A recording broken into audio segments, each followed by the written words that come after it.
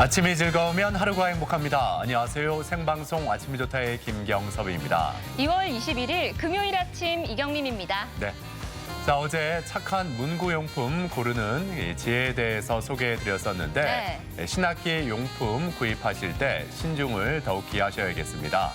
필기도구와 가방, 아동용 의류 등에서 다량의 유해 물질들이 검출됐다고 하죠. 그렇습니다. 산업통상자원부의 조사에 따르면요. 학용품, 의류, 완구류와 같은 이런 제품 590여 가지의 안전성을 조사를 했는데요. 그중에서 36개 제품에서 유해 물질이 검출이 됐다고 합니다. 한 실로폰 같은 경우는 그 금속으로 코팅된 부분에서 납성분이 기준치보다 1200배나 높게 나타났다고 하죠. 그렇습니다. 그리고 신학기에 많이 구입하는 그 하얀색 고무로 된 실내화, 중국에서 수입한 일부 제품에서 유해 물질이 기준치의 350배나 넘는 게 있었다고 합니다. 해당 제품 모두 수거와 교환 명령이 떨어졌는데 보니까 이 품목들이 다양하더라고요. 맞습니다. 이번에 적발된 제품들의 정보는요. 국가기술표준원 홈페이지를 통해서 확인하실 수가 있고요. 혹시 구입을 하신 분들은 국가기술표준원이나 또 한국제품안전협회로 신고가 가능합니다. 네. 자, 그럼 오늘 날씨부터 먼저 알아봅니다. 강일하 기상캐스터. 네, 강일하입니다. 요 며칠 낮 기온이 많이 오르면서 포근한 날씨가 이어지고 있는데 공기질은 좀 좋지 않은 것 같아요. 오늘은 어떨지, 또 하늘이 흐린데 비 소식이 또 있는 건지 날씨 전해주시죠. 네, 현재 대전과 세종, 충남 지역은 초미세먼지 농도 나쁨 단계를 보이고 있는데요. 대기가 정체되면서 세종은 종일 미세먼지 농도가 높겠고요. 대전과 충남은 오전 중에 공기가 탁하겠습니다. 주말인 내일은 오전에 고농도의 스모그가 유입되면서 충남 지역은 대기질이 좋지 못하겠습니다. 오늘은 점차 저기압의 영향을 받겠습니다. 저녁이 되면 충남 서해안부터 비가 시작돼 늦은 밤에는 전 지역에서 비가 오겠는데요. 내일 새벽까지 5에서 10mm의 비가 예상됩니다. 위성 영상입니다. 현재 대전과 세종, 충남 지역은 가끔 구름 많은 가운데 청양과 부여 등 충남 내륙에는 안개가 짙게 끼어 있습니다. 지역별 날씨입니다. 한낮에 천안 13도, 세종과 대전 14도, 공주 13도로 3월 하순의 기온을 보이겠습니다. 당진과 보령, 홍성 등 충남 서해안은 13도까지 올라 일교차가 크겠고요. 오늘 밤부터 내일까지 충남 서해안은 바람이 강하게 부는 곳이 있겠습니다.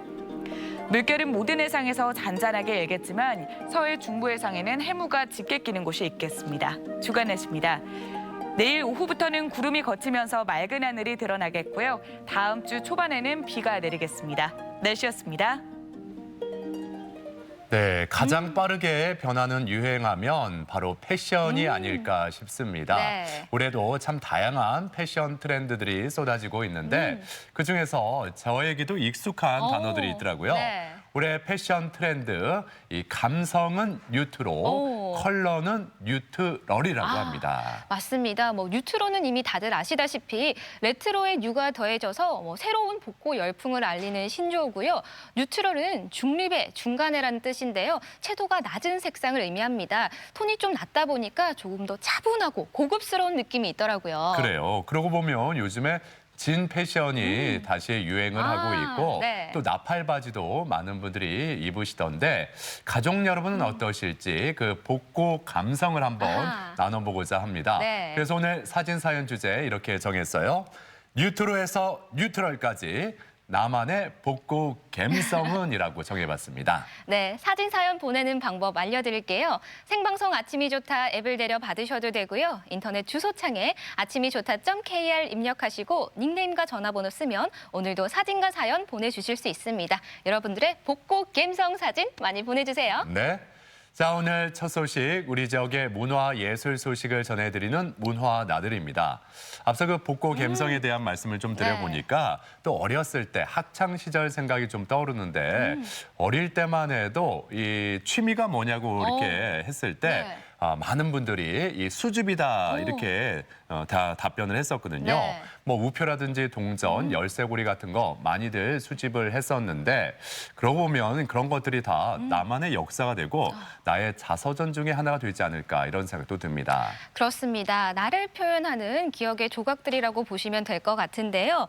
대전에는 시간을 넘나드는 이색 전시가 많이 열리고 있습니다. 옛 기억을 떠올릴 수 있는 흥미로운 전시 속으로 문화 나들이 떠나보시죠. 대전의 대표 전시관에서 만날 수 있는 색다른 기록. 예술품을 선보이는 단순 전시회가 아니라 문화와 감성을 공간 안에 재현한다. 대전 창작센터의 수집과 기억 사이. 이응로 미술관의 예술가의 방. 두 전시를 함께 만나보자.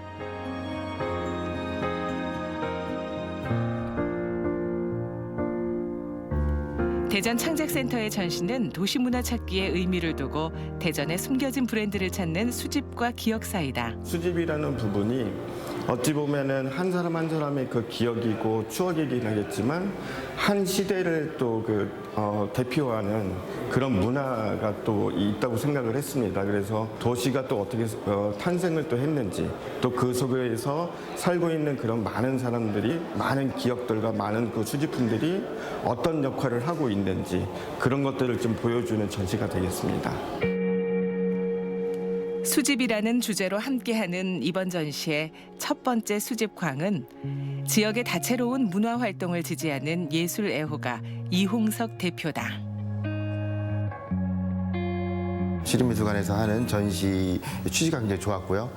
또 제가 또 이제 수집품을 가지고 있는 것들 이런 것들하고 이제 어울릴 수 있을 것 같았고 또 이게 이 창작센터는 특히 이제 원도심에 위치하고 있어서 또 그런 그 공간적인 면들도 고려를 해서 흔쾌히 참가하게 됐습니다.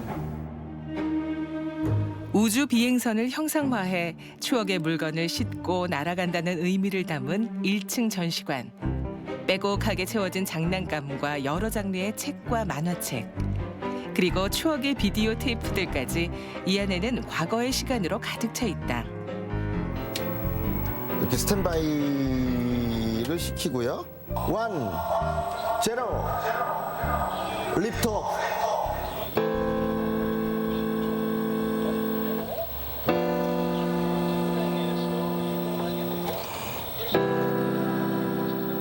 어떤 선배가 저한테 그러더라고요. 2020년이 무슨 해인지 아니? 그러는 거예요. 그래서 무슨 해죠? 그랬더니 선배가 공상과학해라는 거예요. 저희 어렸을 때 그 공상과학이라고 하는 것들에 대해서 이제 많은 이야기가 있었고 그랬는데 벌써 2020년이 돼버린 거예요. 근데 과연 2020년이 되었는데 과연 세상은 어떻게 변했을까? 그런 생각이 많이 들더라고요. 2층은 대전 프랑스 문화원 전창곤 원장의 수집품으로 꾸며졌다. 수집가의 공간은 어떤 모습일까라는 호기심에서 시작해 전 원장의 집안 살롱을 옮겨놓은 이 공간. 이곳에 채워진 물건 하나하나가 그에게는 큰 의미가 있다. 평소에 제가 그 사는 공간을 좀 더 좀 똑같이는 뭐 재현을 못하지만은 좀 시민들한테 그 수집가는 어떤 그 환경에 사는지 그런 것을 좀 보여줬으면 하는 게 이제 미술관과 저의 이제 의도였거든요. 이어지는 공간은 그가 소장하고 있는 소중한 그림 컬렉션의 일부. 프랑스 유학 시절부터 약 35년간 수집해온 배운성 작가의 작품 15점을 공개했다.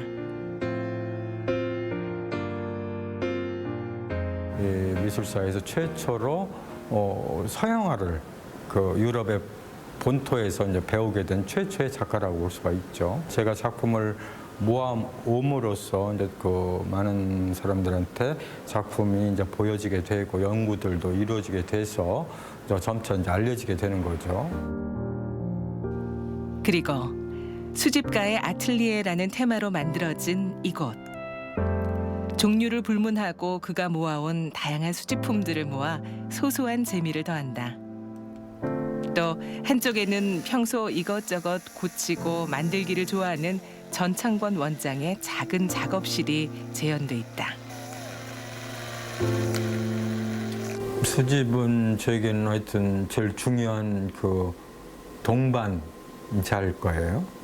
새로운 물건을 발견할 때 그런 끊임없이 그런 어떤 북돋움을 주는 셈이에요. 도시의 그 문화 같은 경우는 이 의식주를 빼놓고는 이야기를 할 수가 없어요. 그래서 그런 그 일반 사람들이 다 같이 공유하고 공감할 수 있는 그런 그 키워드를 갖고서 거기에 이제 그 예술이 같이 들어가면서 예술품으로 만들고 그 예술의 그 접합 지점으로 서로 몰랐던 사람들이 같이 소통하고 즐기는 문화를 만들어 가려고 기획을 하고 있습니다. 두 번째는 현대 미술의 거장을 기리는 이응노 미술관.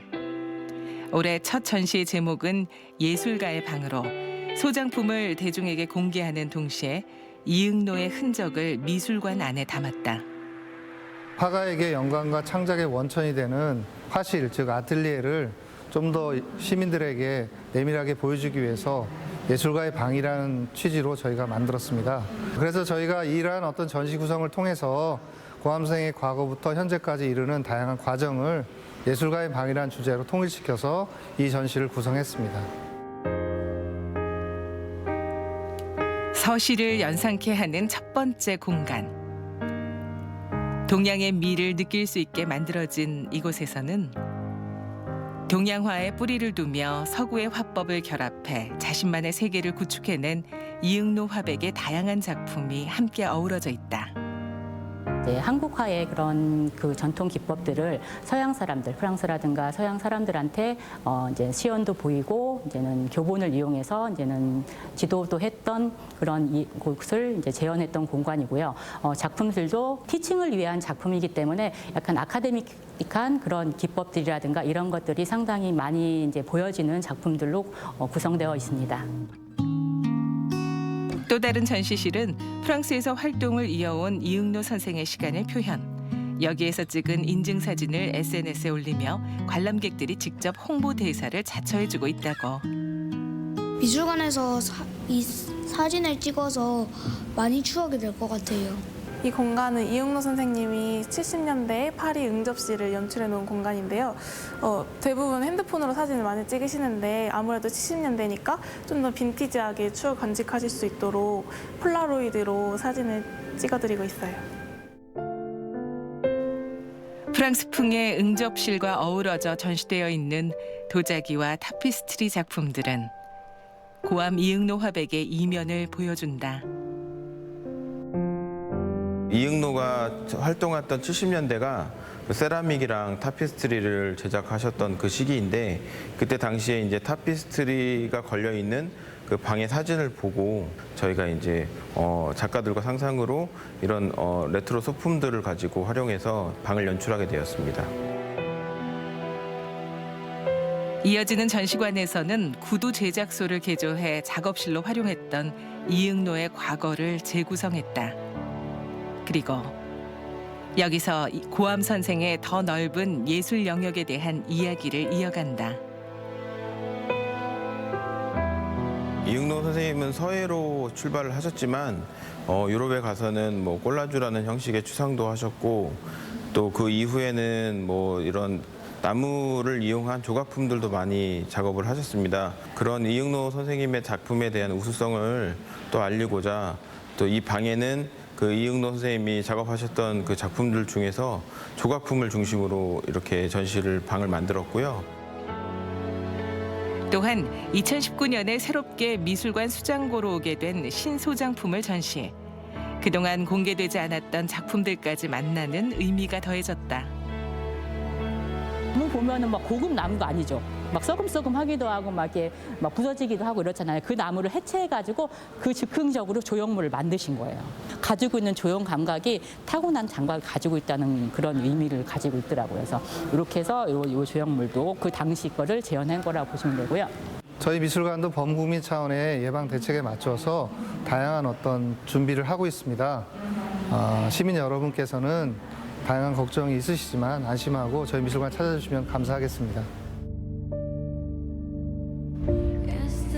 기억을 담은 특별한 공간 속에서 시간을 넘나드는 타임슬립 여행을 떠나는 듯한 이색 전시회.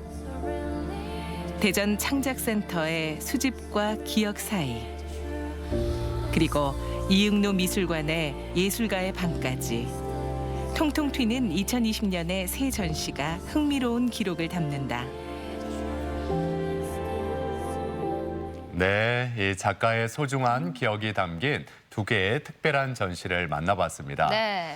사실 이 기억이라는 게 이 시간이 지날수록 누구에게나 약간의 오류가 발생할 수가 있는데 특정 물건에 담긴 추억은 언제든지 꺼내봐도 그 기억이 선명하게 떠오르잖아요. 네.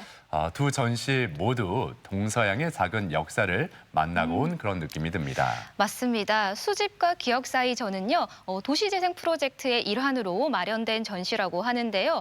우리 삶의 가장 기본인 의식주를 주제로 하고 있습니다. 전시된 물건들을 보니까요, 누군가의 집에 놀러 간 것 같은 기분도 들고요. 굉장히 마음이 포근해지더라고요. 그렇죠. 예. 또 이응로 미술관에서 열리고 있는 예술가의 방은 우리가 흔히 보는 나열식 전시가 아니라 공간 활용을 통해 보여주는 전시이기에 이해가 더 쉽고 또 이응로 선생이 어떤 환경에서 작품 활동을 하셨는지 더 잘 알 수 있겠더라고요. 맞습니다. 두 전시 모두 3월과 5월까지 기간이 넉넉한데요. 요즘 많은 공연이 취소되면서 문화 갈증 느끼시는 분들이 많이 계실 것 같습니다. 그런 분들이 꼭 함께 해주시면 좋겠네요. 그래요. 예. 자, 이번에는 가족과 함께 떠나면 좋을 만한 나들이 코스를 소개해드리겠습니다. 역사 공부도 하고 또 자연 속에서 하룻밤 묵어갈 수 있는 특별한 마을, 이 경주 화랑마을로 함께 떠나보시죠. 경주에는 아주 색다르고 특별한 마을이 있습니다. 시간 여행을 떠난 듯 고즈넉한 한옥을 체험할 수도 있고 아름다운 연못과 폭포를 따라 걸으며 사색에 잠길 수도 있는 곳. 그리고 겨울에도 신나게 즐길 수 있는 체험거리가 가득한 곳, 경주시 화랑마을로 겨울 여행을 떠나봅니다.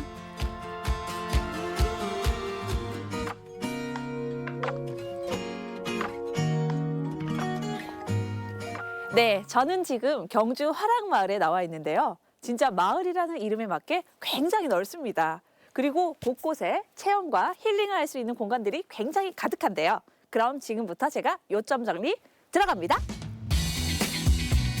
신화랑을 꿈꾸는 청소년을 위한 체험시설이자 온 가족이 즐길 수 있는 힐링 관광시설, 경주시 화랑마을을 소개합니다. 첫째, 야외 즐길거리. 모험심을 키워주는 집코스터, 푸벌 도전대, 놀이터 같은 체험장부터 아름다운 산책로까지 마련돼 있고요. 둘째, 풍류를 즐길 수 있는 이색 여행지, 아름다운 한옥 체험, 자연을 벗삼아 즐기는 캠핑존, 그리고 단체 여행을 위한 숙소까지 이곳에 다 있습니다. 이렇게 아름다운 곳에서 하루를 묵어갈 수도 있고 날씨가 따뜻하면 야외에서 활동도 할 수 있는데요. 하지만 제가 오늘 화랑마을에 온 이유는 따로 있습니다.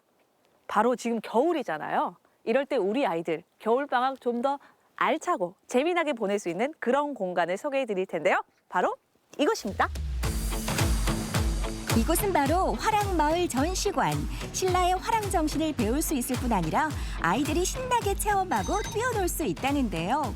전시관에서 정말 그런 게 가능할까요? 선생님 안녕하세요. 네, 안녕하세요. 와, 이곳에 오면 우리 네. 또 아이들이 네. 뛰어놀면서 재밌게 체험도 하고 네네. 화랑 정신도 배울 수 있는 그런 전시 공간이 네, 많다고 제가 맞습니다. 들었어요. 그럼 이곳을 좀 알려주시겠어요? 네, 저희 화랑마을 전시관은요, 저희 아이들이 화랑도에 대해서 잘 모를 거예요. 네. 그래서 화랑도가 어떤 것인지에 대해서 잘 알려드리고 있고요. 그리고 신라 역사 속에 우리 화랑들이 어떠한 활동을 했는지도 다양한 전시물과 체험 활동으로 녹여내고 있습니다. 아, 저는 전시실이라고 해서 네. 전시만 하는 줄 알았는데 그러면 아이들이 체험할 수 있는 공간들도 많다는 말씀이시죠? 네, 맞습니다. 화랑들이 했던 수련 활동이라든지 전통 놀이라든지 풍류를 즐겼던 내용들도 함께 체험하실 수 있는데요. 한번 같이 가보시겠습니까? 가봐요. 네, 알겠습니다. 따라오시죠. 가자. 네.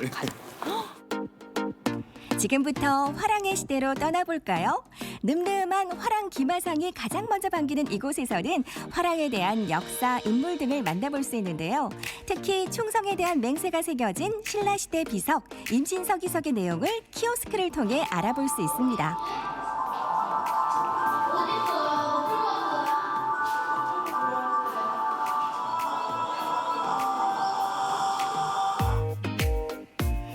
모이는 공간에서는 본국 건법, 활쏘기, 수박도, 축곡 등 다양한 콘텐츠 게임을 통해 화랑의 수련 방법을 간접 체험해 볼 수 있는데요. 아니 잠깐, 이 친구들 지금 뭐 하는 중? 이것도 화랑과 관련이 있는 걸까요? 선생님, 그런데 뒤쪽에 보니까 친구들이 춤을 추고 있는 것 같은데요. 저거는 어떤 거예요? 저 처형무 체험인데요. 보시는 바와 같이 나오는 모션을 갖다 아이들이 직접 따라하면은 그 모션이 인식이 돼서 아이들이 체험할 수 있는 그런 게임입니다. 오, 그러면 친구들이 처형무도 쉽게 배울 수 있게 이렇게 동작을 또 알려주니까 재밌을 것 같아요. 저도 한번 해봐야 되겠어요. 어린이 친구들과 함께 처용무에 도전한 문채영 리포터. 동작을 정확하게 따라하면 센서가 인식해 다음 단계로 넘어가는 게임인데요. 이거 운동도 되고 쉽지만은 않습니다.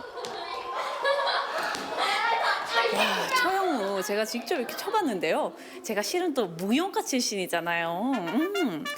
뭐 예전에 살짝 배웠던 것 같긴 한데 생각보다 어렵더라고요. 우리 친구들은 어떻게 또 잘하던데 어땠어요, 해보니까? 재밌어요. 근데 너무 갈수록 너무 어려워요. 그쵸, 이 레벨이 갈수록 좀 어렵죠? 네. 그래도 하니까 어땠어요? 그래도 땀 조금 빼니까 시원해요. 땀 조금 빼니까 시원해요? 땀을 이렇게. 자, 우리 친구들 그럼 마지막 포즈 한번 해볼까요? 하나, 둘, 짠! 화랑의 놀이 문화를 체험했으니 이번엔 역사를 공부할 차례. 그런데 그냥 눈으로 보고 익히는 공부가 아닙니다. 심상치 않은 이 장비 보이시나요? 선생님, 여기도 VR 체험이 있네요. 네, VR 체험 있습니다. 여기서는 어떤 걸 체험할 수 있을까요? 해초 스님의 왕호 천축국전을 그대로 재현해 놓았고요. 네. 저희가 일반 VR 체험 같은 경우에는 앉아서 VR을 끼고 보신다고 생각하시는데 저희는 특별하게 장비를 착용하고 걸어다니면서 실제 그 해초 스님의 일대기를 재현해서 실감나게 표현해 놨습니다. VR 장비를 착용하고 걸어 다닌다? 일단 직접 해보면 알겠죠? 10m 정도의 전시 공간을 걷는 동안 VR 영상을 통해 해초 스님의 여정을 함께 떠나는 듯 실감나는 역사 공부를 할 수 있습니다. 다 보셨으면 동굴 안으로 천천히 들어가세요.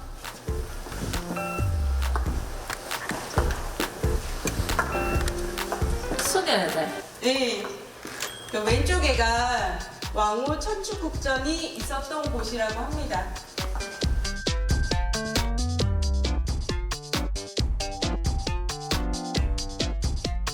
기존에는 그냥 앉아서 서서 그냥 보기만 했는데 이번에는 걸어가면서 심지어 진짜 동굴 안을 들어가는 느낌이 들었거든요. 이렇게 숙여가지고 실제로 신라시대에 가서 해초 스님과 같이 길을 걸었던 여행을 함께 했던 그런 기분이 드는 것 같아요. 너무 재밌었어요. VR 역사 체험 외에도 죽지랑의 이야기를 담은 3D 애니메이션과 신라시대를 배경으로 사진을 찍어볼 수 있는 공간까지 아이들 눈높이에 딱 맞는 체험이 가득한 곳입니다. 선생님, 네. 이렇게 크로마에서 옷 입히기는 이제 해봤는데요. 네. 실제로도 입어보고 싶어요. 저희가 그러실 줄 알고 저희가 딱 맞는 의상을 또 준비를 해놨습니다. 제가 입을 수 있는 거예요? 네네, 예쁜 원화복을 또 준비해놨어요. 역시. 어디 있어요, 선생님? 이쪽으로 따라오시죠. 가요.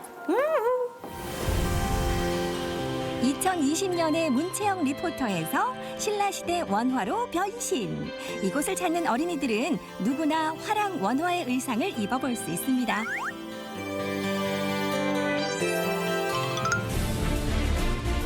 도와주세요. 사람 살려. 김유신 장군님, 나 여기 있어요. 야, 죽지 마. 안 들려? 정말 일일이 다 전화해야 되나? 야, 죽지 마. 빨리 와. 너 추워. 무서워. 빨리 와. 이리야. 빨리 가자. 에이, 죽지랑 이건 오지도 않고 내가 직접 발벗고 나서서 이 전쟁에서 이기겠어. 이 활, 빵. 빵. 저쪽이다. 일로 와. 얘들아, 뒤에 빨리 와.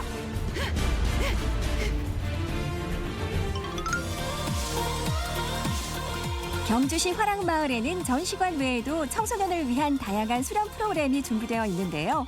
재밌는 게임을 통해 협동심과 리더십을 기를 수 있는 프로그램으로 인기 만점입니다. 탁 트인 자연도 느끼고 전시관에서 재밌는 게임으로 역사 공부도 하고 우리 아이들 겨울방학에 여기가 딱이겠죠? 여러분들 어디 멀리 가지 마시고요. 경주시 화랑마을로 놀러오세요. 겨울방학이 끝나기 전 아이들과 함께 즐거운 추억을 만들고 싶다면 경주로 놀러오세요. 탁 트인 야외에서 마음껏 뛰어놀고 최신 콘텐츠 게임을 통해 역사도 배울 수 있는 화랑마을이 기다립니다. 네, 활쏘기부터 처용무 배우기까지 아이들이 지루할 틈이 없겠습니다. 네. 특히 해초 스님의 여정을 VR로 이렇게 따라가 보는 그 체험이 인상적이었는데 아이들이 이렇게 주입식이 아니라 즐기면서 배우니까 저절로 역사 공부가 될 것 같은데 제가 어렸을 때 만약에 이런 게 있었다면 저는 뭐 국사 만날 그냥 만점 맞지 않았을까. 예, 돌아갈 수 없으니까 일단 이렇게 무조건 예, 말씀을 드리는 거겠죠. 네, 저도 사실 그런 생각을 잠깐 해봤습니다. 예. 정말 다양한 체험들이 있어서 보기 즐거웠는데요. 또 한 가지 좋은 소식이 있습니다. 경주 화랑마을에 국궁장이 있는데요. 예전에는 단체 관람객들에게만 개방을 했었는데 3월부터는 모든 방문객들에게 다 오픈을 한다고 합니다. 한 달 동안은 또 무료로 운영이 된다고 하니까요. 경주 여행 하시는 분들은 꼭 참고해 주시길 바랍니다. 경주 화랑마을 탐방기 잘 봤습니다.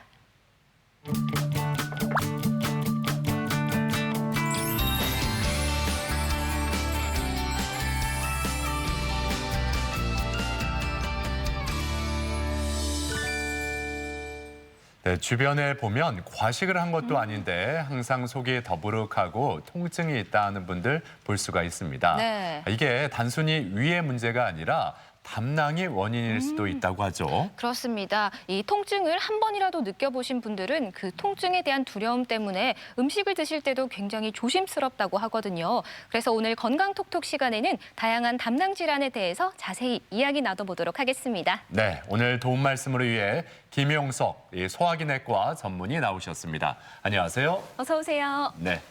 자, 우리 몸속의 장기 뭐 크기와 상관없이 다 맡은 바 역할이 다 있는 거 아니겠어요? 네. 근데 이 담낭 우리 몸에 어디에 위치해 있고 또 어떤 역할을 하는지부터 좀 짚어주시죠. 네, 담낭은요. 다른 말로는 쓸개라고도 하고요. 간에 붙었다, 쓸개에 붙었다. 예전에 뭐 이런 말들이 있고, 네, 그런 말이 있죠. 예. 와신상담 뭐 이런 말들이 있어서 예전부터 많이 쓰고 이렇게 불려져 있는 장기입니다. 담낭의 크기는 되게 이제 담낭이 수축을 하고 이완을 하기 때문에 늘어났다 줄어들었다 이렇게 할 수는 있지만 대개 한 길이가 8 내지 10cm 정도 된다고 하고요. 간하고는 바로 간 밑에 거의 붙어 있는 장기가 되겠습니다. 그래서 간하고는 아주 가느다란 관으로 연결이 되어 있어가지고 이 두 관이 만나서 사람 몸의 12지장으로 같이 연결이 되어 내려가는 장기가 되겠습니다. 이 담낭이 하는 일은 담즙을 크게 저장하는 역할을 하고 있는데요. 이 담즙은 담낭에서 만들어지는 게 아니고 간에서 만들어집니다. 간에서 만들어진 담즙을 담낭이 저장을 하고 있다가 우리 몸이 사람이 음식을 섭취하게 되면은 이 담낭이 수축을 해서 담즙을 12지장을 내려보내서 음식과 같이 이렇게 섞여서 소화시켜주는 역할을 합니다. 특히 소화에 있어서는 기름기, 지방들을 소화하는 데 있어서 가장 중요한 역할을 한다고 알려져 있습니다. 담낭에 흔히 생길 수 있는 질환들로는 담석이 있고요. 그 외 담낭용종, 그 외 암종으로 있어서는 담낭암들이 발생할 수가 있겠습니다. 네. 담석을 평소에 좀 많이 들어보긴 했는데 몸에서 돌이 생긴다고 하니까 상당히 걱정이 되거든요. 이 담석은 왜 생기는 건가요? 네, 이 담낭에 생기는 돌을 담석이라고 하고요. 그의 담도에 생기는 돌도 역시 담석이라고 합니다. 소변길에 요로결석 같은 돌이 생기는 것처럼 마찬가지로 담독에는 돌이 생길 수가 있습니다. 이 담즙에는 크게 여러 가지 성분들이 있습니다. 콜레스테롤도 있고 지방도 있고요. 담즙산도 있고 빌리루빈 성분들이 있는데 이 특정한 성분들이 과하게 생성이 되거나 배출이 되고 또 이게 농축이 되면은 알갱이가 만들어지기 시작하면서 돌이 만들어지고 이게 뭉쳐가지고 이제 비로소 큰 돌이 이제 될 수가 있습니다. 특히 이제 담낭에 생기는 돌 같은 경우에 있어서는 콜레스테롤 성분들이 주로 뭉쳐가지고 담석이 만들어지게 되는데요. 이런 콜레스테롤 성분들이 잘 많이 특히 생긴다고 알려져 있는 경우에 있어서는 여자분들에서 더 많이 생긴다고 하고요. 대개 나이는 40에서 50대 뚱뚱하신 분들에서 더 많이 생긴다고 되어 있습니다. 그리고 아이를 여러 번 출산한 다산력이 있는 경우에 역시 콜레스테롤 담석들이 많이 만들어져 생긴다고 합니다. 그중에서 또 다른 성분 중에서 이제 빌리루빈 성분들이 많이 뭉쳐서 생기는 담석이 만들어지는 경우도 있고요. 또 염증 후에 생기는 담석들도 있는데 이런 경우에 있어서는 담낭에 생기는 것보다는 담도에 좀 더 돌이 많이 생기는 것으로 이렇게 알려져 있습니다. 네, 그렇군요. 그런데 그 담석증이 있을 때 통증이 굉장히 심하다고 네. 들었거든요. 주로 어떤 증상들이 나타나는지 말씀해 주시죠. 예, 다행인 것은 그 담석이 있다고 해서 다 아픈 건 아니고요. 예. 대부분 증상들이 없는 경우가 많아서 건강검진 시에 우연히 발견되는 경우들이 많습니다. 또 체한 증상이라든지 소화불량, 네. 그냥 미식거림 이런 증상들이 있어서 내시경을 했는데 정상이라고 해서 오신다든지 아니면은 위장약을 먹었는데도 효과가 없다고 해서 오셔서 검사를 해보면은 담석으로 진단되는 경우들이 있습니다. 네. 그래서 가장 대표적인 이제 흔히 저희들이 알고 있는 검사법으로서는 초음파 검사법이 있는데 초음파 검사 같은 경우에 있어서는 방사선이라든지 조영제에 대한 부작용들이 따로 없고요. 또 실시간으로 보면서 바로 진단을 할 수가 있기 때문에 진찰을 할 수 있는 장점이 있겠습니다. 하지만 담도 밑에 쪽에 내려가 있는 담석 같은 경우에 있어서는 초음파로 보기 어려운 경우가 있어서 이런 경우에는 이제 CT라든지 다른 검사법이 있는데요. 이런 검사법은 조영제에 좀 부작용이 있을 수 있지만 네. 전반적인 합병증이라든지 다른 장기하고 관계들을 보는 데 있어서 굉장히 유용한 검사법이 되겠습니다. 그렇다면 초기에는 그렇게 증상이 별로 나타나지 않는다 말씀하셨는데 그다음에 어느 정도 좀 진행이 됐을 때에는 눈에 띄는 증상들이 나타날까요? 어떻습니까? 예, 눈에 띄는 증상들이 나타날 수도 있고 그렇지 않을 수도 있는데 예. 일단 증상들 같은 경우에 있어서는 통증이 나타나죠. 눈에 띄는 증상으로서는 그래서 아프게 되고요. 특히 네. 이제 오른쪽 윗배가 아프게 되고 견갑골이라고 하죠. 어깨 쪽지 쪽으로 통증이 이제 방사돼서 같이 나타나는 경우들이 있습니다. 주로 밥을 먹고 나서 특히 이제 기름진 음식을 먹고 나서 생기는 통증들이 많이 있고요. 네. 특정한 자세라든지 자세를 바꿔도 통증이 지속되는 경우들이 많습니다. 또 통증을 지속하는 시간은 한 수십 분 내에서 수시간까지 통증이 꾸준히 지속하는 증상들이 나타나게 되는데요. 저희들이 위라든지 또 그 장에서 생기는 통증들은 통증이 좋아졌다가 나빠졌다가 좋아졌다가 나빠졌다를 반복하지만은 이 담낭에 통증이 생겼을 때는 돌이 딱 하고 막고 있기 때문에 네. 통증이 쭉 돌이 빠질 때까지 계속 이렇게 지속되는 쭉 하는 통증의 양상을 비교적 보인다고 이렇게 알려져 있습니다. 예. 네, 담낭관에 결석이 생기면 더 위험할 것 같은데요. 이 담석증 진단은 그렇다면 어떻게 하게 될까요? 네, 먼저 피 검사를 혈액 검사를 해볼 수가 있고요. 보통 혈액 검사에 있어서는 대부분의 그렇지만 이제 무증상인 경우에 있어서는 혈액 검사는 정상으로 나타나는 경우들이 대부분이겠습니다. 여기에 이제 염증이 생기면은 이제 염증 수치라고 하죠. 백혈구 수치가 올라가게 되고 그 외에 이제 간 기능 검사 수치가 올라가게 되고 황달 수치가 좀 올라가게 되고요. 그 외로 또 해볼 수 있는 검사들은 이제 초음파 검사가 있습니다. 앞서 말씀드렸다시피 초음파는 실시간으로 빠르게 볼 수 있는 장점들이 있기 때문에 또 초음파로 보면 담석 같은 경우에는 좀 무겁기 때문에 이제 밑으로 가라앉아 있게 되고요. 이렇게 가라앉아 있으면서 초음파가 잘 투과가 안 돼서 겉면은 밝게 보이고 안쪽으로 이렇게 어둡게 보이는 이런 소견들을 보이게 되겠습니다. 네. 근데 앞서 말씀을 들어보니까 증상들을 보니까 우리가 일상생활에서 다른 질환 때문에 나타날 수 있는 그런 증상들이 많이 있었는데 그래서 이 환자 입장에서는 내가 담석에 이상이 생겼다, 담낭에 이상이 생겼다 이런 생각하기가 쉽지 않거든요. 네. 예, 어떤 분들이 특히 이런 담낭 쪽에 검사를 받을 필요가 있는 건지 이런 점도 궁금하네요. 예. 네, 대개 앞서 말씀드렸다시피 대개 담낭의 질환이라고는 잘 인지를 못하게 되는 경우들이 많고요. 예. 보통은 일반적으로 이제 소화기 내과나 내과를 찾아오셔서 어떤 이제 위장 증상이라든지 내시경을 한다든지 아니면은 이제 이런 증상들을 호소하게 되는데 네. 이제 앞서 말씀드렸다시피 주로 담당이 하는 일이 지방을 소화시켜준다든지 이런 거기 때문에 또 과식이나 특히 이제 삼겹살 같은 걸 먹고 갑자기 이제 통증이 생겼다든지 기름진 음식을 먹고 통증이 생겼다든지 이런 경우에 있어서는 조금 더 의심을 해볼 필요가 있겠고요. 또 이제 이미 내가 담석이 있다는 걸 알고 있는 분들이 계십니다. 요즘은 검사들을 많이 하고 계시기 때문에 이런 분들에 있어서 갑자기 오른쪽 윗배에 통증이 생기거나 아니면 열 같은 이런 증상이 생긴 경우에 있어서는 아 내가 담낭에 의한 질환이 아닐까, 혹시 담낭에 의한 합병증이 생기지 않았을까 이렇게 생각을 하고 검사를 해보는 것이 맞겠습니다. 이 담낭 쪽에 생기는 질환들 좀 가족력이 있나요? 예, 어떻습니까? 네, 가족력이 있는 경우도 있습니다. 뭐 특정 인종이라든지 이런 인종에서 생기는 경우들이 좀 더 많은 경우들이 있다고 돼 있긴 한데요.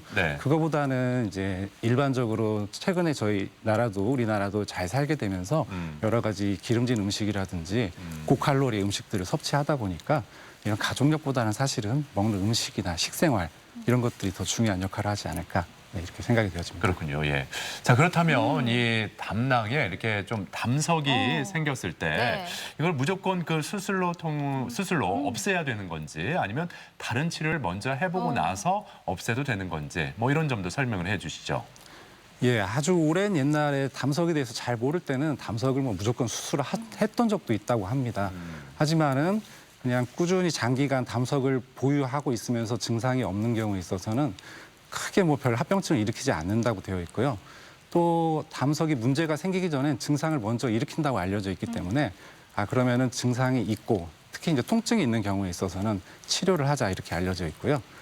또 담석에 의한 합병증들이 생겼을 때 담낭염이라든지 또 담도에 돌이 움직이면서 담도에 염증을 일으킨 경우 또 담석성 췌장을 일으킨 경우 같은 합병증이 있는 경우에 담석을 치료하자 이렇게 알려져 있고요. 증상이 없더라도 담낭암의 위험성이 올라간다 이런 경우에 있어서는 치료를 해주게 되겠습니다. 치료는 크게 내과적인 치료와 외과적인 치료로 나눌 수가 있는데요. 내과적인 치료는 이제 약을 써서 담석을 녹이는 치료가 되겠습니다. 하지만 이런 경우에 있어서 담석을 녹이는데 굉장히 약을 이제 수년간 써야 되고요. 또 약을 쓰더라도 효과가 40% 미만 정도에서만 해결이 되는 것으로 돼 있고 또 약을 중단하면은 다시 재발을 잘하는 것으로 돼 있기 때문에 약물 치료보다는 수술적인 치료를 하게 되는데요. 가장 대표적인 수술법은 요즘에는 이제 복강경을 이용해서 담낭 전체를 제거하는 수술을 하게 되고 개복 수술은 일부에서 그 복강경 수술이 어려운 경우에 일부에 한해서만 수술을 하게 됩니다. 네. 이런 몸속의 기관 하나를 제거하게 된다는 게 사실 쉬운 일이 아니잖아요. 그럼요. 예. 네, 이렇게 쓸개를 제거해도 되는 건지 그리고 제거하고 나서도 혹시 음식 중에서 조심해야 될 게 없는지도 한번 짚어주시죠. 네, 아무래도 뭐 있는 게 없는 것보다는 좋을 것 같긴 합니다. 하지만 이제 다행인 거는 담낭이 담즙을 생성하는 장기가 아니라 담즙을 저장하는 장기이기 때문에 담낭이 없어도 아마 문제가 되지는 않을 것 같습니다. 또한 담낭이 없더라도 담도가 일부 늘어나면서 담낭의 기능을 역할을 해주게 되고요. 담도의 찰 끝에는 12지장 유두부라는 밸브 역할을 하는 일부 기능을 하는 곳이 있습니다. 이것이 담낭의 기능을 커버를 해주기 때문에 담낭이 없어도 사는 데는 큰 문제가 없을 것 같습니다. 담낭 수술 후에 크게 뭐 음식 조절을 크게 하실 필요는 없습니다. 근데 수술을 막 하고 나면 초기에는 뭐 소화불량이라든지 더부룩한 느낌, 일부 이제 묽은 변을 이렇게 볼 수는 있는데 시간이 지나면 이제 바로 좋아지게 되고요. 한 가지 주의하셔야 될 점은 막 수술을 하셨을 때 너무 고지방 음식, 너무 기름기 많은 음식은 조금 피해주는 것이 좋지 않을까 이렇게 생각이 되어집니다. 그렇군요. 예. 주변에도 이렇게 담낭, 쓸개 이렇게 없는 분이 있거든요. 이렇게 수술을 통해서. 그래서 제가 항상 그 쓸개 빠진 누구라고 이렇게 좀 놀렸던 기억이 나는데 아니 담낭, 쓸개가 없어도 우리 몸에 있어서 뭐 이상이 없다 이렇게 말씀하시니까 참 다행이라는 생각이 먼저 들고 앞으로는 이런 표현을 좀 자제해야겠다 이런 생각도 들었습니다. 예. 그런데 이렇게 담낭 쪽에 이 담석이 생겼을 경우에는 그나마 좀 덜 걱정이 되는데 만약에 이렇게 용종 같은 게 생겼다 하면은 덜컥 겁부터 나거든요. 이 담낭 용종은 어떻게 바라봐야 될까요? 네, 담낭 용종이라고 하는 것은 말 그대로 이제 혹을 갖다 용종이라고 하는데요. 점막 위로 이렇게 자라난 것들을 이제 용종이라고 합니다. 크게는 뭐 거의 한 10명 중에 1명 정도 한국인에서 담낭 용종이 있다고 이렇게 알려져 있습니다. 용종은 크게 뭐 종양성 용종과 비종양성 용종으로 나눌 수가 있는데요. 콜레스테롤 일부 성분들이 이제 침착이 되고 뭉쳐지면서 이렇게 툭 튀어나오게 되는 콜레스테롤성 용종도 있고 염증을 여러 번 앓고 난 다음에 생기는 염증성 용종이 있고요. 담낭의 일부 근육층이 두꺼워져 생기는 선근종이라고 하는 이런 용종들도 생길 수가 있습니다.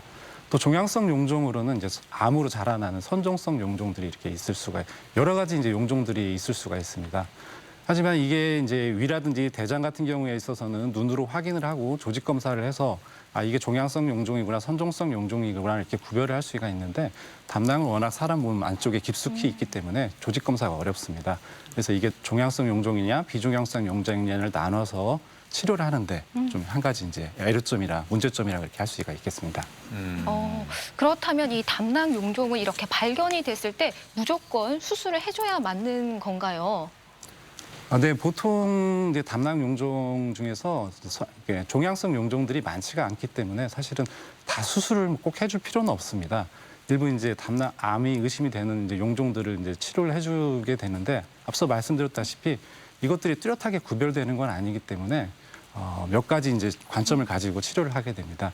되게 담낭 용종의 크기가 1cm 이상인 경우라든지, 또 추적 검사 중에서 크기가 이제 점점 증가할 때, 이럴 때 좀 더 종양성 용종을 의심해 볼 수가 있겠고요.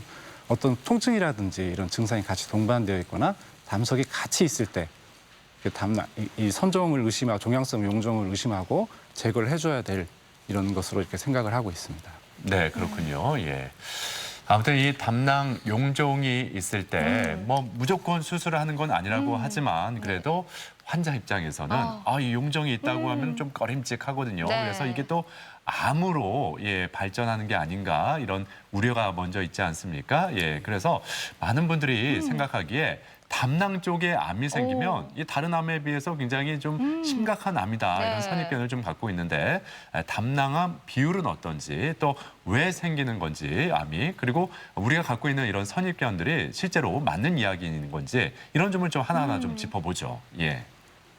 예, 담낭암은 2017년에 발표된 통계, 전체 암 통계를 보면은 한 23만 건 이상의 암이 생기는데, 네. 이 중에서 담도 담낭암 발생 건이 한 6,800건 이상 정도로 되어 있고요.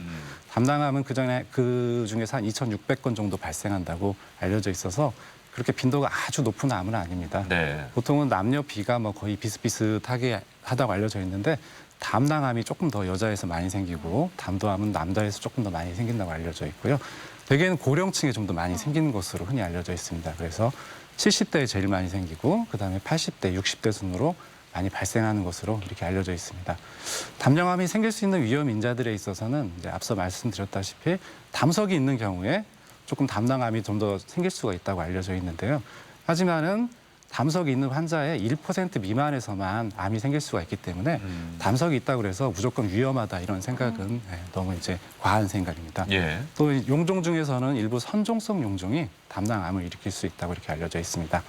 그 외에 또 담석에 이제 석회질이 쭉 쌓여가지고 도자기처럼 이렇게 만들어지는 도자기 담낭이라든지, 췌간하고 담낭에 원래 만나는 부분이 짧아야 되는데 비정상적으로 길어가지고 췌장액이 담도 쪽으로 역류가 돼서 화학 반응을 일으켜서 그 암을 일으키는 경우가 있는 이 담도 췌간 함유 이상이라는 이런 이상이 있는데, 이런 경우에 있어서 좀 더 담낭암의 위험 인자가 되어 있다고 하고요.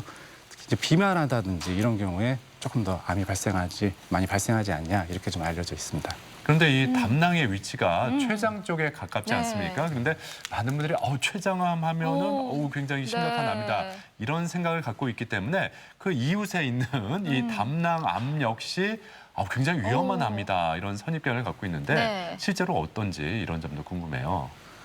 네, 마찬가지로 거의 위치가 비슷해서 그런지는 몰라도 거의 또 발견할 때 이게 발견이 잘 안 됩니다, 생각보다. 네, 그래서 굉장히 진단됐을 때 예후들이 안 좋은 경우들이 많습니다. 그렇군요. 네, 거기다가 또 담낭 같은 경우는 췌장하고도 가깝기도 하고요. 예. 또한 간하고도 거의 근접해 붙어 있기 때문에 그쪽으로 이제 전이가 쉽게 일어날 가능성이 많습니다. 그래서 진단했을 때 굉장히 어려운 경우들이 많고 처음에 진단했을 때 수술로 제거가 가능한 경우가 한 30% 정도 된다고 하고, 그렇지 못한 경우들이 거의 70% 가까이 된다고 알려져 있어서 굉장히 좀 진단되면은 좀 굉장히 예후가 안 좋은 암 중에 하나가 되겠습니다. 그렇군요. 예. 네, 말씀을 들어보니까 더욱더 조기 진단이 중요할 것 같아요. 그렇죠. 예. 네, 모든 남들이 마찬가지겠지만 조기 진단이 잘 돼야 될 것 같은데 이 담낭암의 같은 경우에는 이런 증상이 있으면 암일 것 같다라는 게 의심 증상들이 잘 나타날까요? 네, 초기에는 증상이 이제 없는 게 문제고요. 조금 한 2기 이상 정도 진행을 해야 증상이 좀 나타나는데 근데 이때부터는 좀 사망률이 올라가기 때문에 좋지 않은 것으로 되어 있습니다. 지금 담낭암의 증상으로서는 우상복부에 통증이 있다든지 또 직접 그 암이 이렇게 만져지는 배에서 만져지는 이렇게 종괴감이 있을 수가 있고요. 또 암에 의해서 쓸개가 담낭이 붓는다든지 간이 부어서 부는 간이나 담낭이 만져지는 이런 종괴감이 나타날 수가 있겠습니다. 또 이제 비특이적인 증상으로 살이 빠진다든지 이유 없이 소화가 안 된다든지 피로감을 느낀다든지 하는 증상들이 나타날 수가 있고요. 암이 자라나서 그 담낭에서 내려가는 길을 막게 되면은 담즙이 제대로 배출이 못 되기 때문에 이런 경우에 있어서는 황달이 나타나게 되고 소변 색깔이 진해지면서 변 색깔은 옅어지는 이런 증상을 보이겠습니다. 따라서 이런 증상들이 나타나기 전에 조기에 미리 찾아서 빨리 치료를 해주는 것이 그 환자를 위해서 또 담낭암을 위해서 굉장히 좋은 선택이 되겠습니다. 네. 비록 이 담낭암이 갑상선암처럼 착한 암은 아니지만 네. 그래도 치료 과정이 중요하고 예, 또 예후 또한 중요할 텐데 이 점에 대해서 좀 더 말씀을 해주시죠. 네, 예후가 좋지 않은데요. 예후가 좋지 않은 이유 중에 하나는 이제 간에 거의 밀접하게 붙어서 있어서 그렇기도 하지만은 또 층중에서 점막 하층이 없기 때문에 쉽게 혈관이라든지 임파선 같은 곳으로 전이가 잘 일어납니다. 그래서 예후가 좋지 않게 되고요. 일단 진단을 할 수 있어서 수술을 할 수 있어서 빨리 제거를 해주면 제일 좋고 주변에 전파가 되더라도 그 부분까지 같이 수술을 해서 없애주는 것이 가장 제일 좋은 치료법이 되겠습니다. 하지만 이게 주변으로 전파가 되게 되면 아무래도 수술 후에 재발이라든지 이런 가능성들이 좀 더 있게 되고요. 이제 수술을 전혀 할 수 없는 경우에는 이제 항암 치료라든지 방사선 치료 같은 것들을 해볼 수가 있는데 이 경우에도 역시 아직까지는 효과가 그렇게 좋지 않은 것으로 알려져 있습니다. 그러니까 수술을 통해서 제거만 할 수 있다면 네. 예, 그렇다면 예후는 좀 괜찮다 이렇게 봐도 될까요? 네, 수술해서 한 번에 제거를 할 수 있으면은 네, 그래도 비교적 예후가 좋겠죠. 하지만은 이제 그런 경우들이 30% 미만 정도로 보통 알려져 있습니다. 그래서 예. 예후가 굉장히 좋지 않은 것으로 이렇게 알려져 있습니다. 그렇군요. 네. 예. 또 이런 담낭 질환의 원인 중 하나가 또 서구화된 식습관이라고 많이 알고 있잖아요. 말씀을 들어보니까 더욱더 예방이 중요할 것 같은데 이 담낭 질환을 예방하기 위한 생활 수칙 어떤 것들이 있을까요? 네, 현대인으로 될수록 이제 좀 더 이제 고지방이라든지 고칼로리 음식들을 많이 섭취하게 되는데요. 결국 이런 것들이 이제 이런 것들이 쌓이면서 결국 담낭 질환들이 많이 생기게 됩니다. 앞서서 말씀드렸다시피 담남이 하는 일이 주로 간에 지방을 소화시키는 역할을 하기 때문에 이런 것들이 많이 이제 생기게 되고요. 그래서 아무래도 기름진 음식을 할 때 기름기를 좀 적게 사용한다든지 특히 콜레스테롤이나 어떤 포화 지방산 같은 많은 음식들은 적게 드시는 것이 굉장히 중요하겠습니다. 또 뚱뚱하고 비만한 경우가 그렇지 않은 경우에 있어서 여러 가지 담낭 질환을 일으킬 수가 있기 때문에요. 체중을 정상적으로 유지를 하고 또 한 번씩은 땀을 좀 많이 흘릴 정도의 이런 규칙적인 운동을 하면서 운동을 해주는 것이 좀 좋은 습관이 되겠고요. 또 음식물을 또 될 수 있으면 채소 종류도 이렇게 골고루 많이 섭취를 해주는 것이 좋은 습관이 되겠습니다. 그리고 또한 담낭 질환들은 대개 50대 이후에 많이 생기는 경우들이 많기 때문에 50대 이후라든지 아니면 기존에 담낭에 질환이 있었던 분이라든지 담낭 질환에 어떤 가족력이 있었던 경우에 있어서는 정기적인 검사를 해주는 것이 가장 좋은 방법이 되겠습니다. 네. 자, 이렇게 담낭 질환에 대해서 알아보고 있는데 네. 가족 여러분이 남겨주신 궁금증도 함께 풀어드리겠습니다. 네. 자, 요로결석은 맥주를 마시면 빠져나갈 수 있다고 하는데 혹시 담석도 그렇게 배출이 될 수 있을까요? 라고요. 예, 저희도 진료실에서 하도 많이 듣는 얘기라서요. 그런 얘기들을 너무도 많이 하시는데 네. 실제로 그런 얘기들에 가장 많이 속설이 나오게 된 장기는 이제 요로결석에서 가장 많이 나옵니다. 소변길, 그러니까 오줌이 내려가는 길에서 생긴 돌이 물을 많이 먹으면 이게 이제 물 때문에 이제 쓸려서 내려가지 않겠나 이제 이런 통설들이 많은데 네. 담낭이나 담도 쪽은 소변길과는 전혀 다른 길이고요. 간하고 십이지장 사이에 연결되어 있는 장기이기 때문에 물을 먹는다고 해서 이게 빠져나가지는 않습니다. 그래서 일반적인 알려진 속설과는 좀 다른 내용이 되겠습니다. 그렇군요. 예. 네, 건강톡톡 오늘은 담낭 질환에 대해서 이야기를 나눠봤습니다. 다음 이 시간에는 허리 디스크로 오인할 수 있는 이상근 증후군에 대해서 알아보도록 하겠습니다. 궁금한 사항 있으신 분들은 게시판에 남겨주시길 바랍니다. 네, 지금까지 도움 말씀에 김용석 소화기내과 전문의였습니다. 오늘 말씀 고맙습니다. 고맙습니다. 계속해서 우리 지역 날씨 알아보죠. 강일아 기상캐스터. 네, 서풍이 불면서 기온이 올랐지만 미세먼지도 유입됐습니다. 현재 대전과 세종, 충남 지역은 초미세먼지 농도 나쁨 단계를 보이고 있는데요. 대기가 정체되면서 세종은 종일 초미세먼지 농도가 짙겠고요. 대전과 충남은 오전 중에 공기가 탁하겠습니다. 주말인 내일은 오전에 고농도의 스모그가 유입되면서 충남 지역은 대기질이 좋지 못하겠습니다. 오늘은 점차 저기압의 영향을 받겠습니다. 저녁이 되면 충남 서해안부터 비가 시작돼 늦은 밤에는 전 지역에 비가 오겠는데요. 내일 새벽까지 5에서 10mm의 비가 예상됩니다. 위성 영상입니다. 현재 대전과 세종, 충남 지역은 가끔 구름 많은 가운데 청양과 부여 등 충남 내륙에는 안개가 끼어 있습니다. 지역별 날씨입니다. 한낮에 천안 13도, 세종과 대전 14도, 논산 14도로 3월 하순의 기온을 보이겠습니다. 당진과 보령, 홍성 등 충남 서해안은 13도까지 오르면서 일교차가 크겠고요. 오늘 밤부터 내일까지 충남 서해안은 바람이 강하게 부는 곳이 있겠습니다. 물결은 모든 해상에서 잔잔하게 일겠지만 서해 중부 해상에는 해무가 짙게 끼는 곳이 있겠습니다. 주간 날씨입니다. 내일 오후부터는 구름이 걷히면서 맑은 하늘이 드러나겠고요. 다음 주 초반에는 비가 내리겠습니다. 날씨였습니다. 생방송 아침 좋다는 항상 가족 여러분의 참여를 기다리고 있습니다. 방송 보시면서 궁금했던 점이나 좋은 방송 소재 있으면 언제든지 연락만 주시면 되겠습니다. 네, 계속해서 시청자 여러분의 이야기 만나볼 텐데요. 오늘의 주제 뉴트로에서 뉴트럴까지 나만의 복고 감성은 이었습니다. 한 분씩 만나보도록 할게요. 6660번님, 우리 집 역사와 전통을 자랑하는 30년 넘은 자개장입니다. 역시 유행은 돌고 도나 봐요.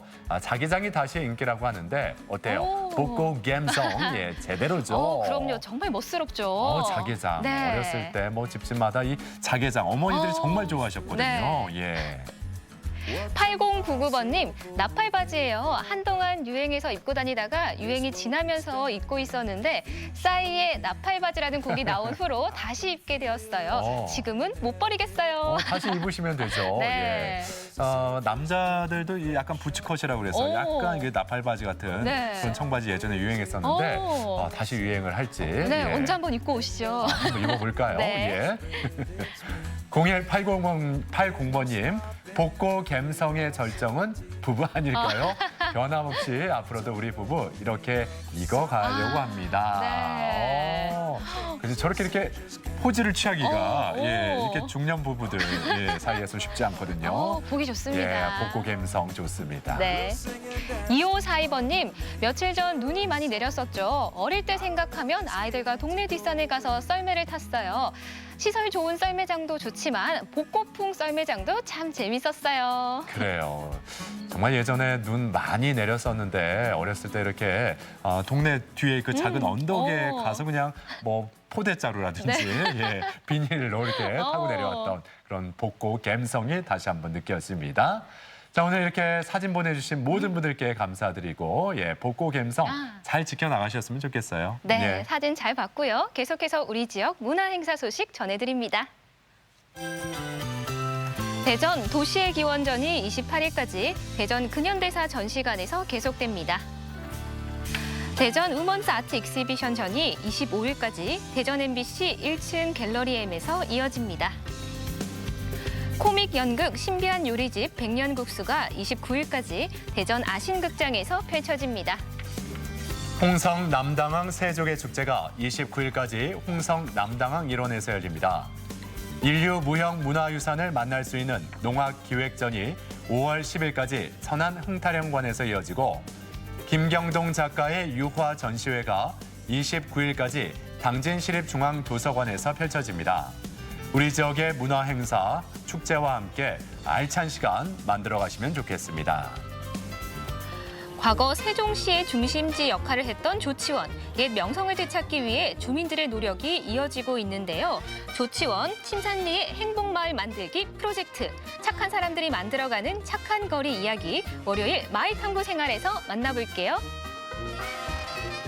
혹시 바디 버든이라고 들어보셨는지 모르겠습니다. 우리 몸속에 쌓이는 유해 물질의 총량을 의미하는 건데 일상에서 쓰는 화장품이나 세제, 플라스틱 같은 그런 유해 물질들이 우리의 그런 원인이 될 수 있다고 하잖아요. 네, 그렇습니다. 이런 독성 물질이 여성이나 면역력이 약한 아이들에게는 좋지 않다고 하는데요. 그러기 위해서는 좀 미지근한 물을 2리터씩 많이 드셔주시고 또 식이섬유가 풍부한 고구마나 양배추 드시는 게 도움이 된다고 하죠. 그래요.